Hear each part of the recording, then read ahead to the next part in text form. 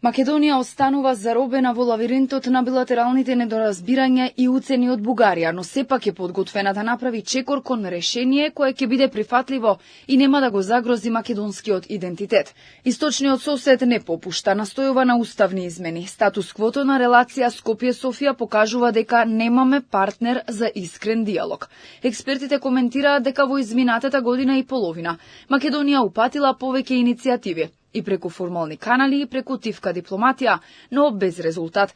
Сега власта треба да се насочи кон два процеса истовремено: интензивирање на разговорите со Софија за затворање на отворените прашања и разговори со представници на земјите членки на Европската Унија за да се објаснат македонските позиции и аргументи, со надеж дека поддршката од Брисел ќе ја намали тежината на бугарските условувања.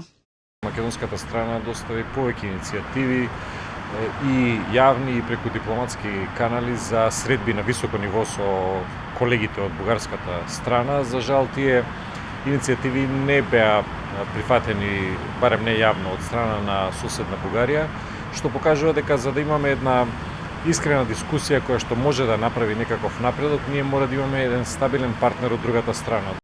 На тема бугарските барања, вчера предупреди и премиерот Христијан Мицкоски. Бугарија треба да се одлучи дали ова е билатерално прашање кое ќе го решаваме заедно, но во моментов нема партнер за танго. Или ако е само наш проблем, да си го решаваме во рамки на Европската Унија.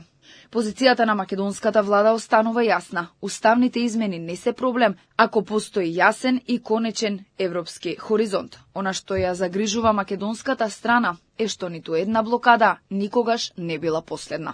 Дополнителен проблем е и ситуацијата на политичката сцена во Бугарија.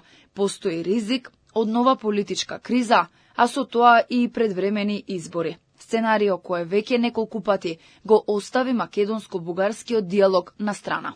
Околу пред година и половина ние чекавме создавање на стабилна политичка влада во Бугарија. Откако таа влада се направи, ние сега сме повторно во една ситуација кога соседна Бугарија може повторно да влезе во една политичка криза, што ќе резултира со нови предвремени парламентарни избори таму, што ќе значи дека Македонија нема да има некаков партнер со кој што ќе може да ги разговара сите оние прашања кои што се отворени помеѓу двете држави. Во меѓувреме уште еднаш се покажа реториката на уценување. Порака стигна од бугарскиот председател Румен Радев. Нема напредок кон ЕУ без уставни измени. На средба со представниците на Сдруженијата на бугарската заедница од неколку македонски градови изјавил дека очекува внесувањето на бугарите да се заврши што е можно поскоро, за да нема ново одлагање на преговарачкиот процес.